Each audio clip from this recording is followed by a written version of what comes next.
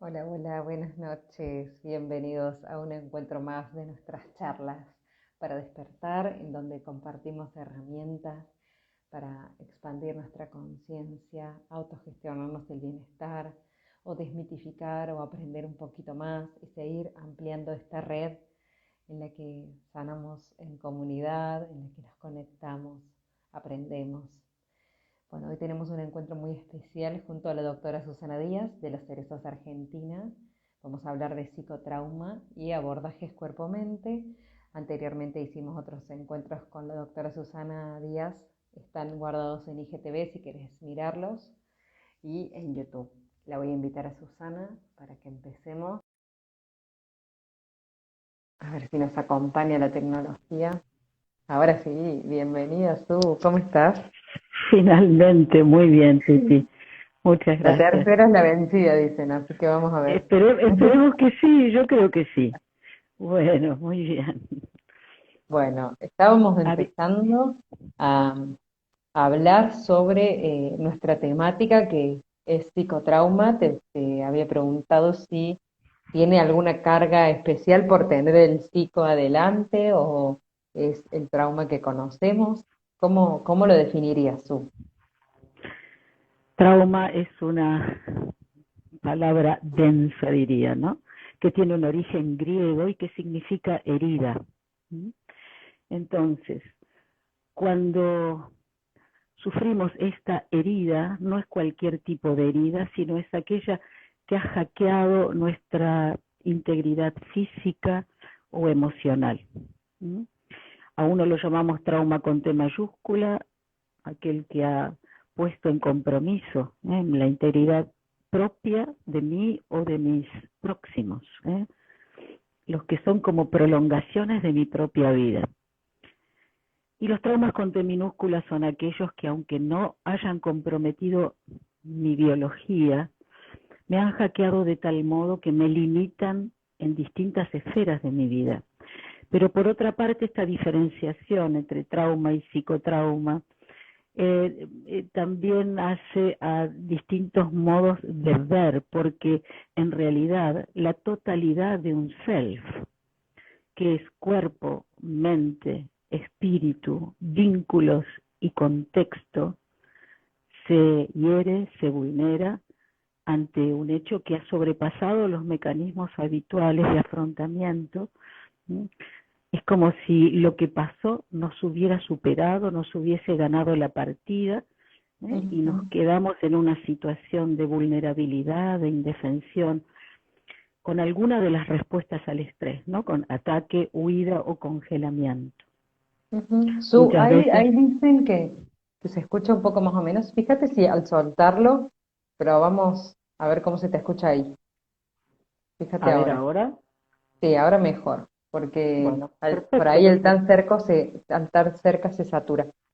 bien, Recién mencionaste un trauma con T mayúscula y un trauma con T minúscula, ¿no? Entonces, el trauma con T mayúscula es uno en el que corre riesgo, peligro la vida o el de los vínculos, que puede ser, por ejemplo, un accidente y el, exactamente. ajá, como viste por ahí con el ejemplo es más fácil de entender. Y el trauma con T minúscula puede ser, me siento amenazada por mi jefe, algo así. No, la amenaza por el jefe ya es algo más serio. A veces son esas experiencias que tenemos en el colegio, ¿sí? De haber sido, no sé, Bullying, por ejemplo. pasada por una situación vergonzante o bullying, o como, sí.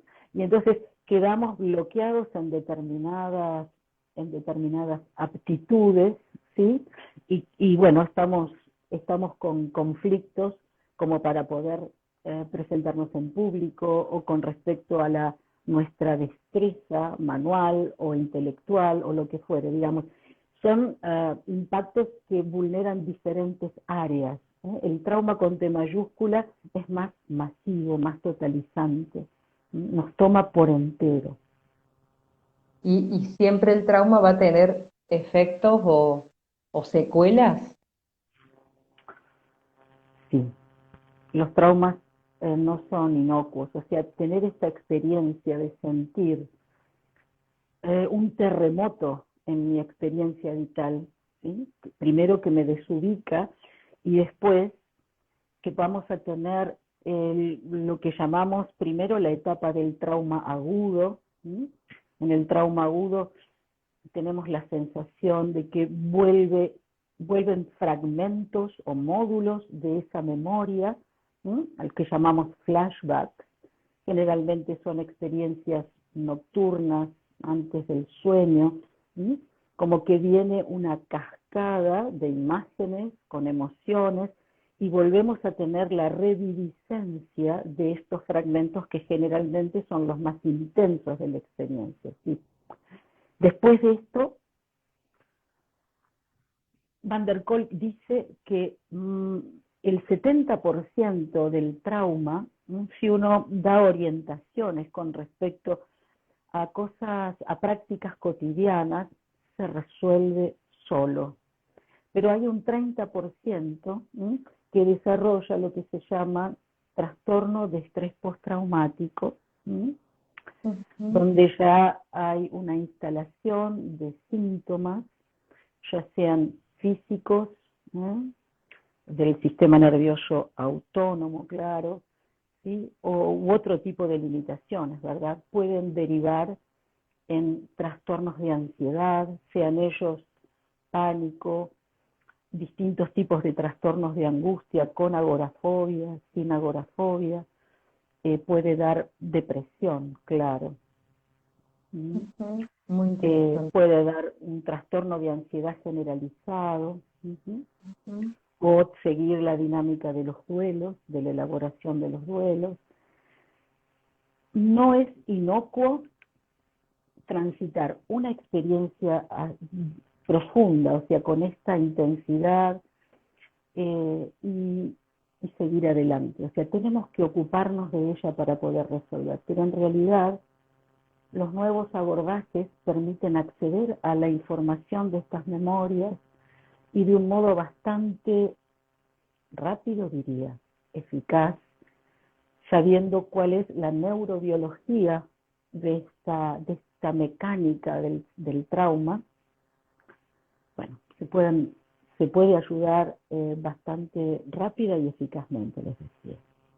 Tú en un momento mencionaste que ante una situación de hackeo podemos reaccionar con huida, congelamiento.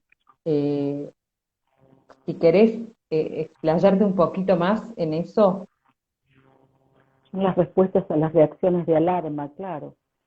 El sistema nervioso simpático empieza a tratar de, primero a detectar la situación de estrés y después a dar respuestas autonómicas, no están dirigidas por la voluntad, ¿sí? Y va generando lo que se llama un círculo de estrés. Podemos nosotros reaccionar atacando, huyendo o quedándonos congelados, claro. La respuesta más seria, por supuesto, que es la del congelamiento, ¿sí? Y hay una dinámica somática que algunos autores describen, ¿sí? Hay procesos de profunda tensión que van a generar como las huellas en las estructuras neuromusculares de esa memoria traumática, ¿sí?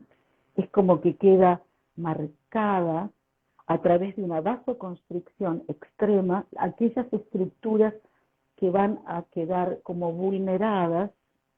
Por supuesto puede ser, generalmente lo es, ¿no? Transitoriamente, ¿sí?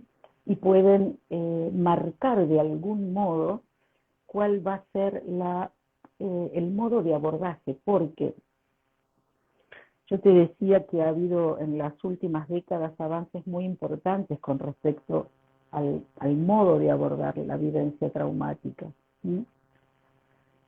Se ha comprobado que en estudios funcionales de cerebro, es decir, donde hay unas resonancias funcionales que marcan qué estructuras se activan o no, o quedan desactivadas, desconectadas, cuando uno vuelve a escuchar los propios relatos de la vivencia traumática. ¿Sí? Y Van der Kolk, en este caso, es un neurocientífico especializado en trauma, ¿sí? Holandés, pero que trabajó en Boston y fue el fundador del Trauma Center de Boston. Descubre, mejor dicho, puede verificar en los estudios de neuroimágenes que en realidad, al escuchar las propias historias, los pacientes primero tienen hiperactivada la amígdala en el hemisferio derecho. Eso significa que el territorio del temor, que es la amígdala cerebral, aquella de tener, primero de ser el centinela, ¿no?, del sistema límbico, tiene la capacidad de poder destellar de un modo activo para hacernos estar en alerta. Detecta el peligro y nos pone en alerta. Entonces, esa estructura está extremadamente activada. Pero en contrapartida, en el hemisferio izquierdo, el área del lenguaje, el área de Broca y el área de Wernicke, una tiene la función de articular la palabra y de otro de comprender el contenido de ellas, de las mismas, tiene nula actividad. Quiere decir que en el momento del trauma me quedé sin palabras. Claro. ¿No? Tenemos la experiencia, ¿verdad? Nos supera algo y nos quedamos sin palabras. ¿Qué es lo que Van der Kolk infiere al respecto? En realidad, las terapias parlantes parecieran insuficientes para abordar la totalidad de la experiencia traumática. Experiencialmente, tenemos que involucrar al cuerpo con su callado, pero muy elocuente lenguaje, entre comillas, que es el lenguaje de las sensaciones corporales. Por eso utilizamos este estilo de abordajes que privilegian los modos de hacer visible y después de resolver la información que ellas guardan. Entonces, las sensaciones corporales, que son las palabras del hemisferio derecho, por tanto, domicilio, hay algo que debería haber dicho antes, que en esta división de las funciones hemisféricas, el hemisferio derecho tiene las emociones y las creencias negativas y además las memorias traumáticas. Y esas memorias pueden ser implícitas, o sea que yo no las recuerde. Exactamente, porque están en el hemisferio derecho, son implícitas. Aquellas memorias, aquellos eventos que recordamos, de los que podemos dar cuenta, son memorias explícitas y podemos hablar de ellas perfectamente. Entonces, están siendo de algún modo movidas por la información, el estilo de información que maneja el hemisferio izquierdo, que es verbal. Podemos acceder a través del lenguaje del discurso, claro, del relato. Y al verbalizar, por ejemplo, a mí me sucedió algo. Si yo hablo y hablo de eso, ¿puede que retraumatice cuando estoy verbalizando constantemente, que vos decís que se activaba, según Van der Kolk, se activaba la amígdala cerebral en esa sensación? Entonces, si yo estoy todo el tiempo como dramatizando o verbalizando esto que me pasó, puede que retraumatice y me afecte o aumente esta situación traumática. Exacto, lo estás diciendo perfecto. En realidad, cuando nos escuchamos nuestros propios relatos, no los estamos recordando, los estamos reviviendo, porque hace que el sistema nervioso autónomo vuelva a ubicarse en ese lugar, vuelva a tener en el pensamiento las representaciones visuales, auditivas, táctiles, en general todas las representaciones de los sentidos, cuyo impacto sigue siendo el del momento del trauma. Entonces, tengo la reviviscencia del trauma, no el recuerdo. El cuerpo entero lo vuelve a vivir, lo vuelve a sentir.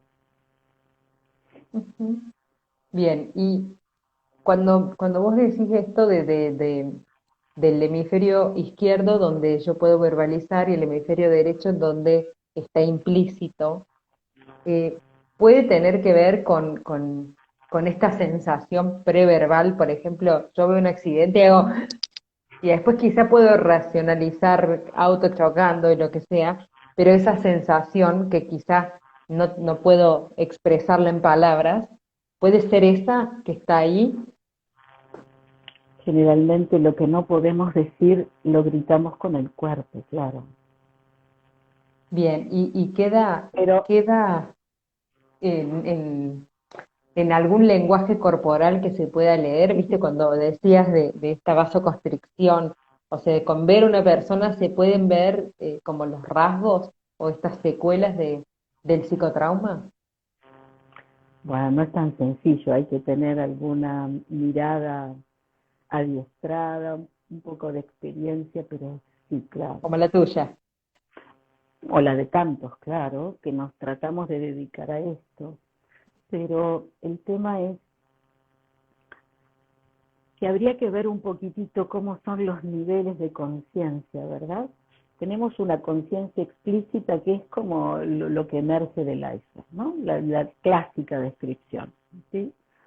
Después hay una zona intermedia, una zona limítrofe, que si uno va a hablar de ondas cerebrales, podríamos decir que son ondas cerebrales en un electroencefalograma alfa, donde yo estoy centrada en mí, pero tengo total conciencia de lo que pasa afuera. Puedo atender de modo dual, ¿verdad? Y las ondas cerebrales aún más lentas son ondas cerebrales teta, y son como presueño, o sea, son de atención hacia adentro, ambas, la atención dirigida hacia adentro. Es como cuando intentamos alguna práctica meditativa, ¿sí? Donde tratamos de algún modo cerrar las ventanas sensoriales para virar la atención hacia adentro y darme cuenta que estoy sintiendo, ¿verdad? Entonces, cuando estamos en ese nivel, bueno, hay muchos abordajes, uno de ellos es focusing, ¿sí? Otro de ellos son las terapias sensoriomotrices, todas aquellas que implican un acto de introspección, un detenimiento y un acto de introspección. Necesito cambiar de un modo mental, discursivo, de hemisferio izquierdo, a un modo corporal, sentido, del hemisferio derecho. Necesariamente, según estos autores y estas nuevas corrientes, ya no tan nuevas, claro, es privilegiando estas sensaciones que emergen todos los contenidos preverbales. ¿Por qué? Porque no hay todavía palabras para poder nombrar, pero sí hay modos, y eso hacen los abordajes terapéuticos, de poder traducir de algún modo a través del reprocesamiento y la desensibilización de esa memoria, hacer que migre la información a través de la estimulación de los hemisferios bilateral y alternada, y esa información traumática progresivamente pueda ir tomando el orden, la secuencialidad cronológica del hemisferio racional, del izquierdo, ¿sí? Entonces, ya deja de impactarme biológicamente como algo que siento en el cuerpo, sino que se va a ubicar biográficamente en una línea cronológica donde voy a poder decir, sí, a los 5 años viví aquello y fue terrible la situación de abuso, pero ya la puedo ubicar, ya no es algo que me toma desde los 5 años masivamente limitándome en muchas esferas de la expresión de mi ser, claro. Ujú. ¿Y por qué decimos abordajes cuerpo-mente? Digamos, ¿por qué abordajes energéticos? Bueno, a ver, abordajes energéticos son un estilo, ¿sí? Y abordajes cuerpo-mente hay otros. Todos aquellos que involucren primero como punto de partida las sensaciones del cuerpo, hay como dos grandes corrientes, podríamos decir, ¿no? Unas son de los abordajes mente-cuerpo, ¿sí? Que privilegian primero lo cognitivo para ir hacia el cuerpo, y otros cuerpo-mente. Ah, qué interesante. Porque, claro, esta direccionalidad hace diferencias en las elecciones, digamos, que los terapeutas, ¿no? Los médicos, bueno, las líneas que decidamos seguir, ¿verdad? Yo Ujú. privilegio en mi práctica los abordajes cuerpo-mente, claro, justamente por la fundamentación de esto de la dinámica neurobiológica que Van der Kolk y seguidores, claro, por supuesto, ¿no? Peter Levine también habla de esto, ¿no? De la experiencia somática, ¿sí? Que es el cuerpo el que lleva la cuenta, ¿sí? Dentro de los abordajes cuerpo-mente que señalabas, Tuti, en realidad hay que ver cuál es la interfase cuerpo-mente, ¿no? De cuál es el punto o a través de qué tipo de información el cuerpo y la mente son una unidad, ¿no? Y tenemos que ir un poquitito del modo más sencillo posible, ¿sí? A que entre la mente y el cuerpo, o sea, ¿cómo hace? Yo percibo una situación y tengo comentarios acerca de ella, tengo sensaciones, tengo emociones, tal vez memorias. ¿Cómo hago para que esto que está percibiendo, que estoy percibiendo cognitivamente, se vincule y de algún modo, si es algo intenso, traumático, hostil, impacte en el cuerpo? ¿Sí? Se hace a través de mensajeros moleculares. ¿Sí? Hay una gran importancia, le damos hoy a las situaciones del contexto, ¿sí? A la epigenética para esta lectura también, ¿verdad? Hemos dicho que la situación, primero, que no hay una separación entre mi self y el contexto. ¿Sí? Eso es estar separados es una ilusión newtoniana, digamos. ¿Sí? La visión de la física cuántica nos dice que somos un campo cuántico vibracional, impredecible, ¿sí? Que está permanentemente en relación, ¿no? Yo misma, somos en nosotros mismos un campo informacional y relacional.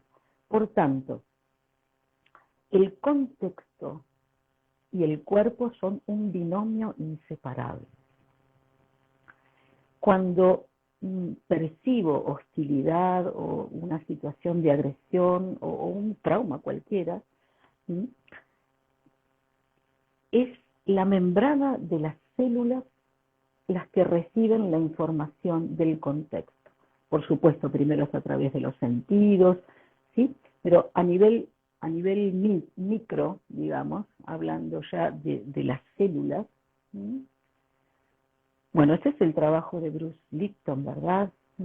Su gran aporte, donde, dice él, el cerebro, siempre estudiamos que el cerebro de las células era el núcleo, ¿verdad? Y él descubre que no, que según sea, él lo hace con células madres, ¿no? Los contextos, o sea, estos preparados para nutrir las células madres, ¿sí? Eran las que con las mismas células madres, en cada uno de estos caldos de cultivo diferentes, unas generaban hueso, otras generaban piel, otras generaban tejido graso. Entonces, si es la misma información genética, ¿por qué se derivan en 3 líneas diferentes de estirpes celulares?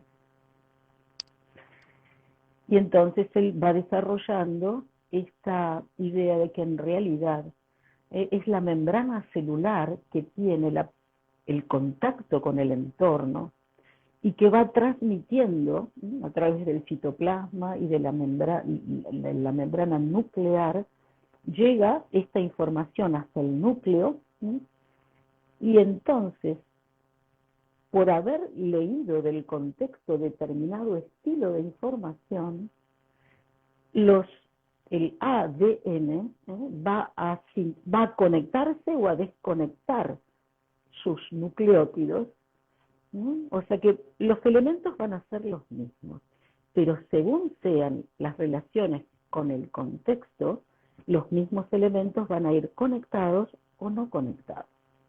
Por tanto, la información va a ser diferente para responder generando proteínas necesarias para determinadas situaciones del contexto.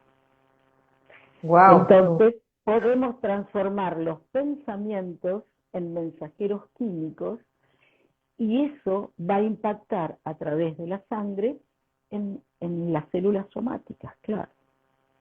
Esto yendo a lo micro, a la célula, y si vamos a lo macro, por ejemplo, si yo te hablo de la teoría de los campos mórficos de Rupert Sheldrake, ¿hasta dónde este movimiento de trauma y resolución a través de un abordaje me influye a mí con este binomio cuerpo y ambiente? ¿Y hasta dónde a los vínculos o al contexto, como ampliando la mirada a lo sistémico? Si yo tengo un trauma, ¿puede afectar a todo el campo? Y si yo resuelvo sano, ¿puede afectar a todo el campo? Bueno, claro, sí, por supuesto. O sea, volvemos a retomar el tema de la dimensión relacional e integral multidimensional del ser.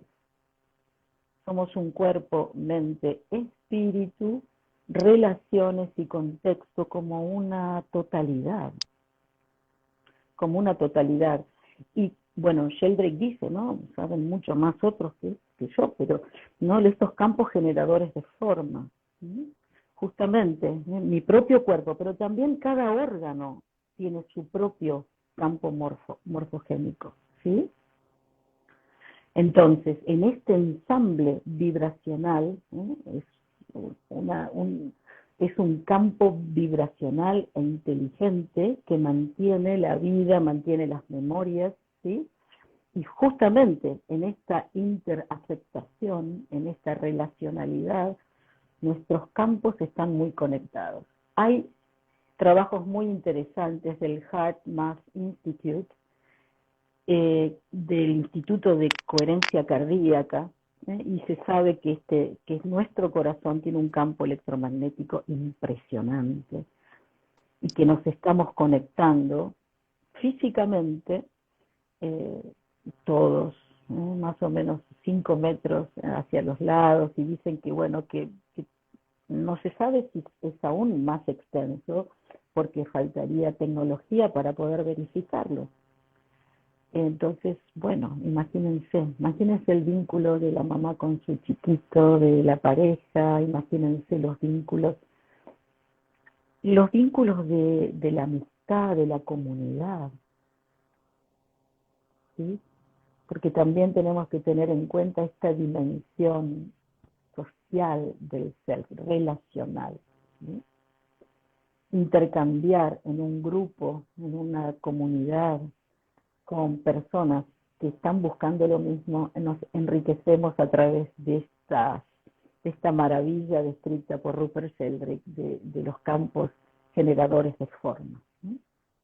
Me encanta su cómo de lo más cotidiano podemos irnos al mundo cuántico y todo se relaciona fractálicamente. Ahí Clarisa pregunta, cuando hay algo en nuestro cuerpo que se está desarmonizando, por ejemplo, una enfermedad, un síntoma, ¿puedo a través de la energía del pensamiento detectarlo, sanarlo en el momento?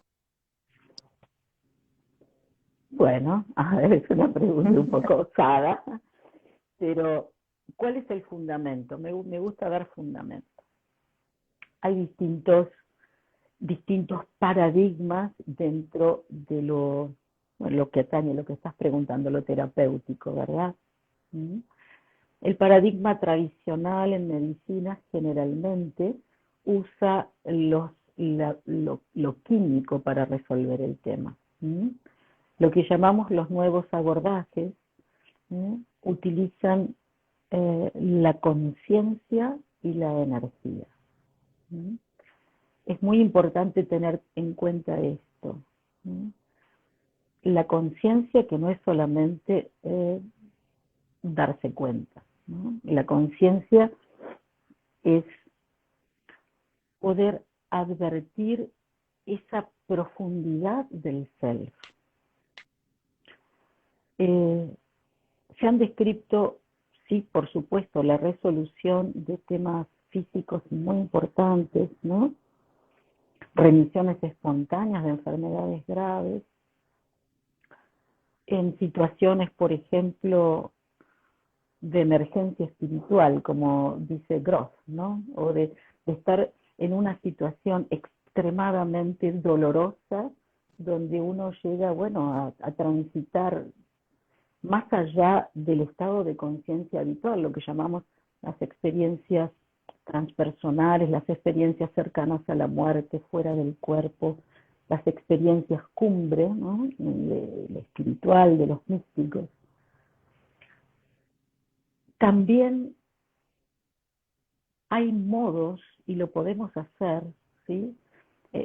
Hay una frase muy hecha que la decimos y la sabemos todos, hasta los chicos, ¿no? Donde pongo la atención va la energía. Entonces, estar atentos a cuál es el lenguaje que brota de mi cuerpo, de un modo, no queriendo resolverlo del modo newtoniano, sacando los problemas de allí, quitando el síntoma, sino al estilo de focusing o terapia experiencial de enfoque corporal, tener una cualidad de escucha no disruptiva, no inquisidora, sino con una actitud de estar presente ante mi propio dolor. El síntoma siempre tiene debajo una experiencia traumática de profundísimo dolor del que no pude escapar. Por tanto, si yo presto atención, que no es una atención superficial, sino muy profunda, a mis síntomas, voy a aprender, además de hacer todo lo que uno necesite hacer, ¿no? Yo jamás a nadie le digo que no haga lo que el médico indica, porque soy médica, claro. Entonces, un abordaje no es excluyente de otros, ¿no? Estamos hablando de integración, estamos hablando de sinergia para resolver el sufrimiento humano, ¿no? Entonces, sí, yo creo que tenemos que justamente reunir, hacer como una especie de abanico de abordajes. Por supuesto que cada uno va a estar en consonancia con un estilo determinado, pero sí, yo por ejemplo trabajo con el abordaje sensorio-motriz,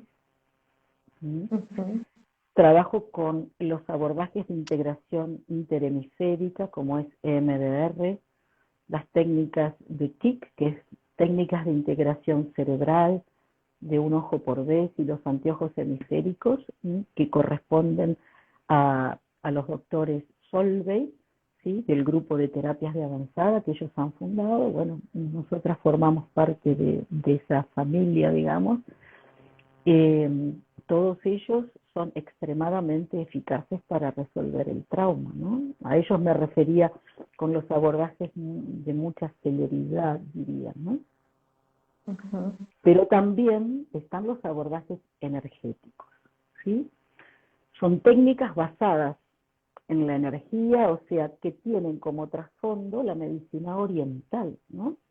La Ujú. medicina de los que tiene cuerpos, tiene conductos y tiene puntos, ¿no? O sea, los chakras son los cuerpos, los meridianos, ¿sí?, y los puntos de acupresión, ¿no? Ujú. Y todas ellas, perdón, Sí, la verdad que ya ni te quiero hacer preguntas porque estoy así, escuchándote muy atenta con todo lo que nos hay compartís. autores nuevos que han enriquecido todas esta sabiduría oriental, ¿eh? Algunos como John T., Roger Callahan, Cary Craig, Woodhart, ¿sí? Todos ellos han usado puntos, por ejemplo, el abordaje EFT, ¿sí?, o técnica de modulación o liberación emocional. Todos estos, este estilo, digamos, de propuestas, tiene que ver con algo que es el campo del pensamiento. ¿Sí? Roger Callahan lo llamó terapias del campo del pensamiento. ¿Sí? Y entonces, ¿qué es esto?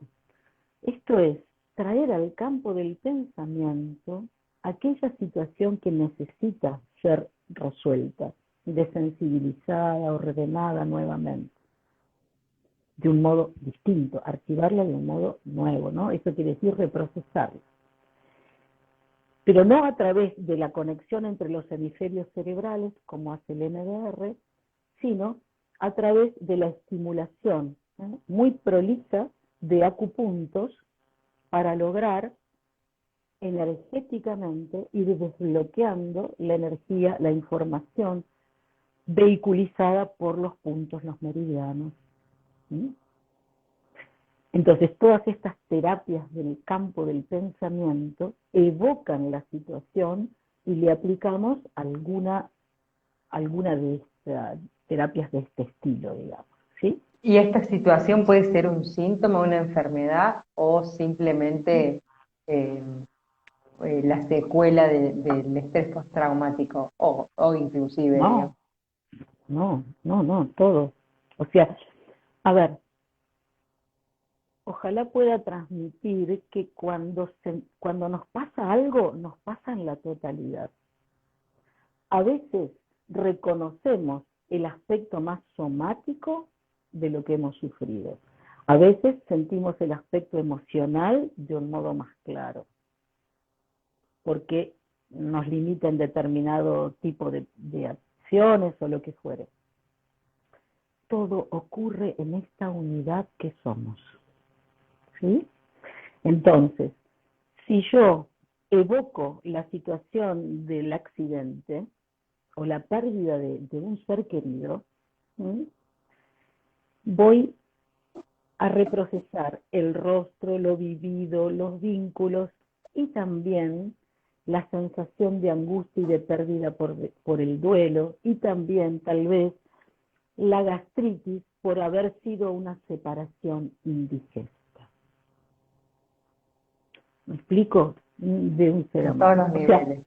en todos los niveles, claro, porque no somos fragmentos ni aparatos separados, sino la unidad del self. Y la unidad del self no es una idea. Para poder experienciar, no digo experimentar, porque eso es del método experimental. Estoy hablando de hacer experiencia, del experiencing, como lo llama Eugene Gendlin, el padre de focusing, ¿sí? Que es darme cuenta cómo en mi cuerpo vive de modo callado la raíz de esa experiencia. La raíz. ¿Sí? Ustedes saben que hay traumas del apego, que son los traumas de los primeros momentos de la vida, los traumas perinatales, de las matrices perinatales básicas, como describe Grof, más allá de nuestra biografía, lo que es anterior, ¿sí?, a mi biografía, aunque la psicología tradicional no lo incluía, y las experiencias de estados no ordinarios de conciencia. Entonces, en la medida en que yo pueda tener las sensaciones sentidas de esas situaciones, voy a ir al punto más profundo de ellas y voy de a poquito, ¿no?, ir tirando como si fuese a sacar del agua, de lo profundo de ese océano, esa perla que está escondida. ¿Sí? Y bueno, y tener una vida más abierta, más libre, menos condicionada, claro. Y no se sale del trauma igual, se sale habiendo crecido enormemente. La vida se dice que es antes y después del trauma, y claro, porque el trauma hace tener otro punto de vista. Hay cosas que se relativizan y otras que se jerarquizan con respecto al valor de la vida, de los vínculos, de las cosas. Bueno, estoy hablando demasiado, Titi. No, por favor, si para eso te invito, porque amo que hables demasiado. Tú mencionaste ya varias veces el focusing y yo sé que en los cerezos tienen abierta ahora las inscripciones, inició la formación esta semana. ¿Querés contarnos un poquito de los dos niveles de focusing que están compartiendo? Y, ¿para qué me sirve a mí iniciar esta formación? Si lo puedo hacer para un proceso interno de sanación, o de experiencing, o si lo puedo hacer para acompañar a otras personas. Sí, en realidad, focusing o terapia experiencial de enfoque corporal, inicialmente su padre o descubridor, él no elabora ninguna teoría, Eugene Gendlin. ¿Sí? Lo que hace es descubrir un acto humano en aquellos consultantes que eran exitosos y resolvían rápidamente el motivo de consulta. ¿Sí? Y otros no lo hacían. Entonces Gendlin lo que hace es poner como el microscopio, ¿sí?, ese lugar, ese momento del discurso en una sesión, donde la persona, él dice después, va a marcar la diferencia. ¿Cuál es la diferencia? Que la persona estaba relatando lo vivido y de golpe se detenía, interrumpía el discurso, respiraba profundo y hacía como una introspección, a veces sin cerrar los ojos, y refería a algo que estaba sintiendo en el cuerpo cuando se escuchaba a sí mismo aquello. Y entonces él dijo, este núcleo es el lugar desde donde el cuerpo conecta con aquello. Las personas que solamente seguían un relato rápido, bien mental, ordenado, descriptivo, estaban detenidos en la resolución de su problema. Entonces él dijo, bueno, a ver, esto que yo he descubierto es un acto que los humanos, algunos humanos hacen con naturalmente y otros no. Entonces voy a enseñarles cómo hacerlo. Y voy a enseñar a muchos cómo hacerlo. Entonces, él empezó haciendo grupos en la capilla de la Universidad de Chicago, porque no tenían otro lugar. Y entonces Ann Weiser, que es la madre de Focusing, empezó a ir desde muy jovencita a sus talleres, y ellas cuentan sus propias dificultades para sentir, ¿no? Y bueno, este focusing es, es un modo de relación humana. No hay modo de dañar si uno lo hace y lo hace muy bien. Por eso generamos estos espacios para poder compartir, ¿no? Que hay un modo humano de relacionarse que si es de alta calidad, respetuoso, se dice al estatus de terapéutico, aunque no nos queramos dar de terapeutas, eso por supuesto que no.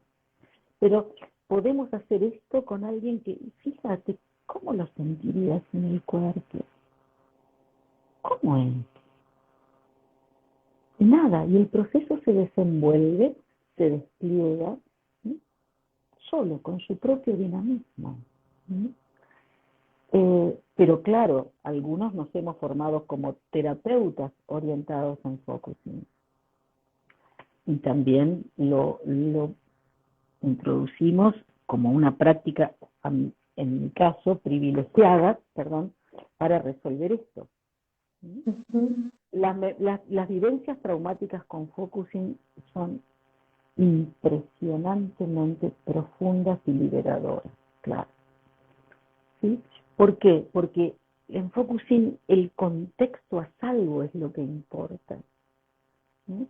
La epigenética de ese modo de relación humana, cuidada, respetuosa, que no pide ni pregunta nada.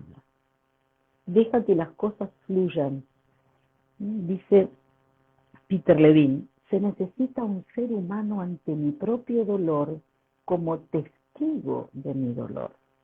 Eso es lo que queremos hacer con focusing. ¿Sí?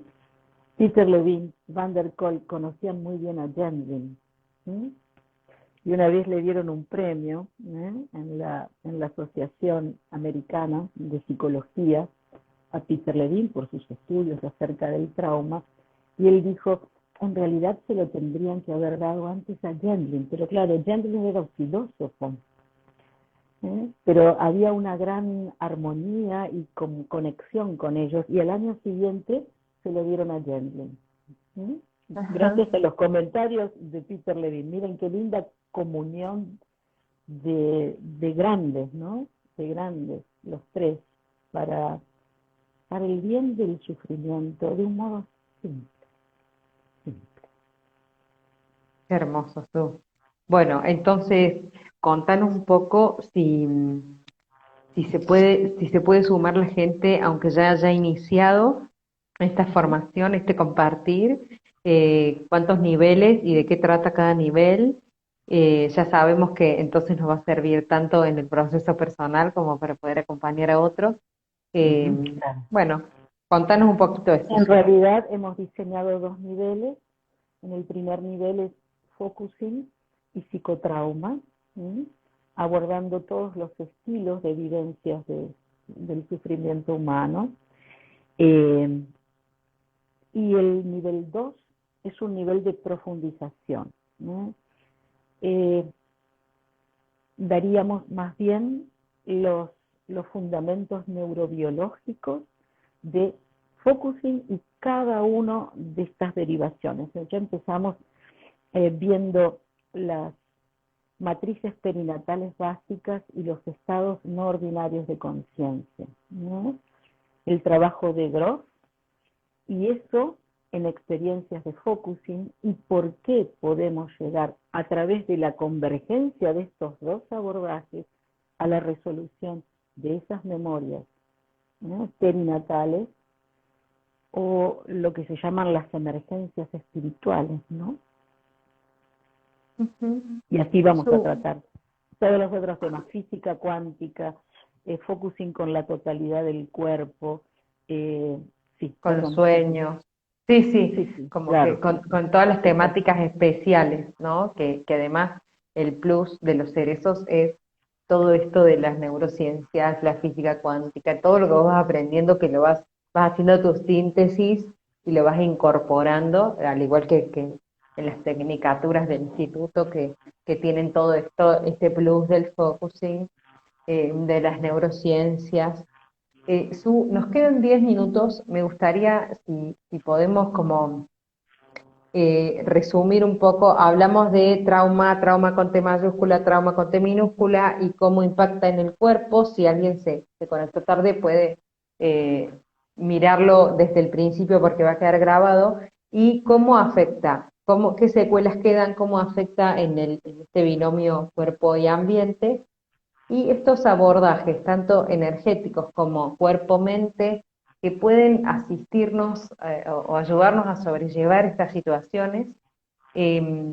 Mencionamos focusing, mencionaste las terapias de avanzada con EMDR, TIC, bueno, sensorio motriz. sensorio motriz. También me gustaría preguntarte por el Jin Jin Jitsu, si podemos hacer un breve resumen.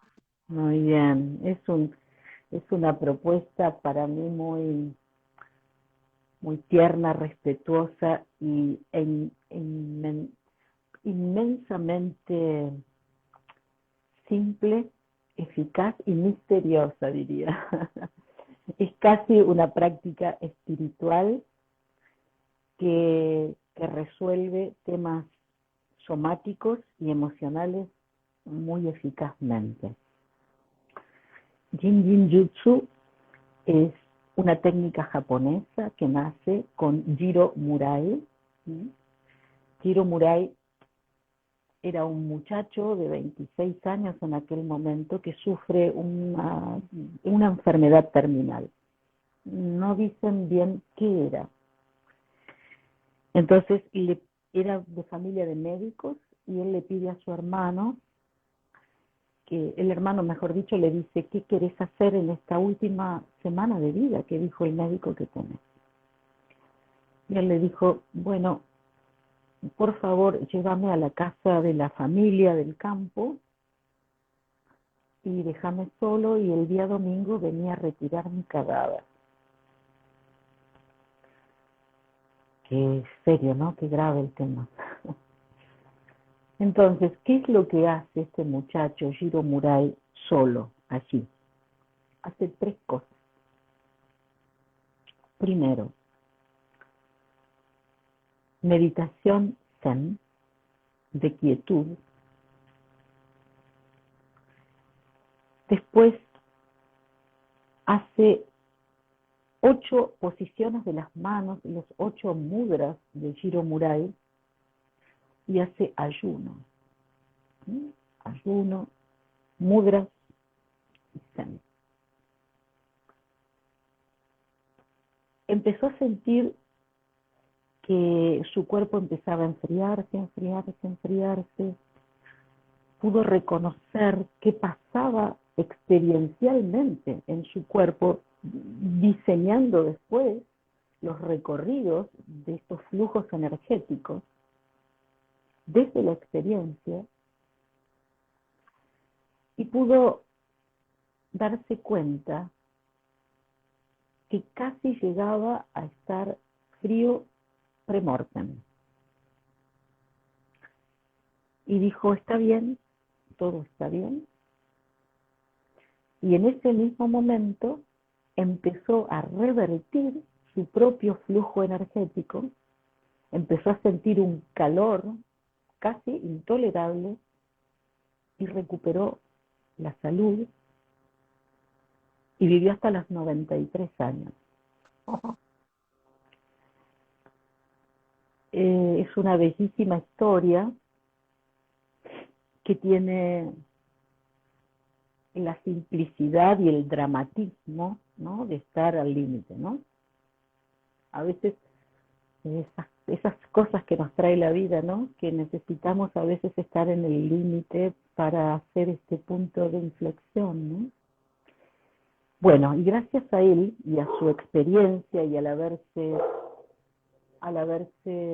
puesto en este proceso de transformación extremadamente consciente, para la que había preguntado el tema de la conciencia, ¿sí?, autoconsciente, tenemos este abordaje, que si quieren les comparto alguno de los mudras para cerrar. ¿Cómo te parece? Por favor, compartimos. Muy bien. Un par de Queremos mudras. vivir 96 años. Bueno, muy bien. Entonces vamos allí. Vamos a hacer algo muy simple como es. Caí, mi amor. Sí, suele pasar, ¿no? En los Suele mejores pasar. momentos. Sí, sí, sí. Bien. Entonces, vamos a ponernos cómodos en la silla.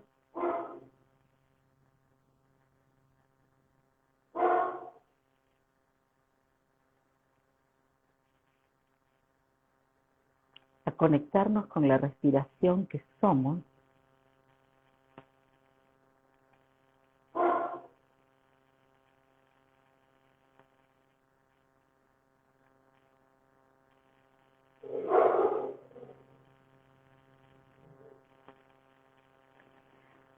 Y con los ojos cerrados ponemos el dedo pulgar sobre el dedo mayor, el dedo medio, por el lado de la palma.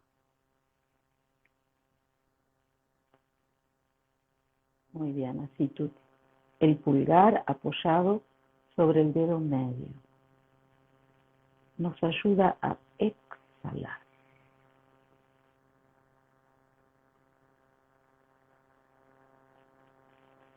Ponemos las manos relajadas.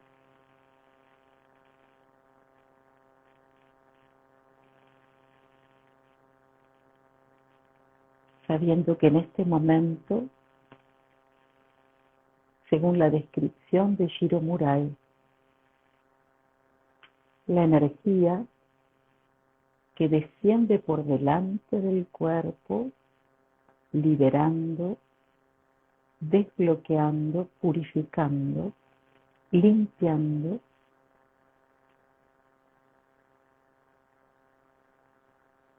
está activando.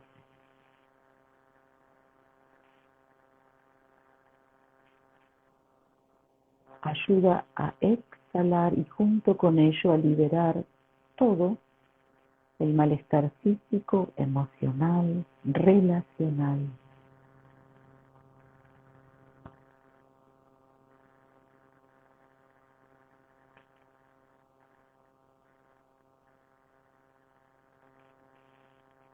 Un instante más. Y ponemos la mano izquierda del lado ahora del dorso. Y volvemos a sostener con el pulgar sobre el dedo medio del lado del dorso de la mano. Perciban ahora cómo la inhalación se hace más profunda.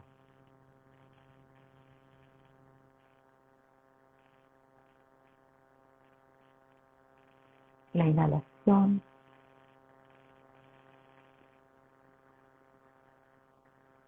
restaura, cicatriza, reconstruye, fortalece, como si pudiésemos imaginarnos el fluir de la energía ahora desde el dedo gordo del pie por la parte posterior del cuerpo.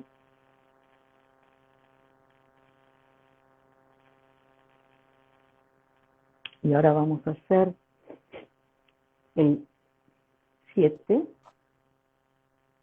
Último minuto, Su. Por Así que eso con este nos despedimos. las manos juntas, entrelazamos y desplegamos solamente el dedo medio. Lo apoyamos sobre el punto de paz en el esternón.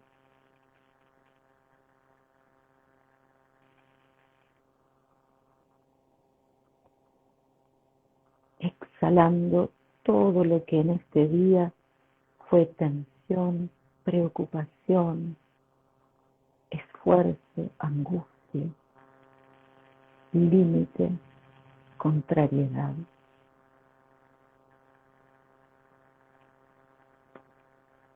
Y no nos vamos a quedar así. Uno más difícil. Mira, hacemos así, así, y ahora todo se reconstruye. Ahí estamos.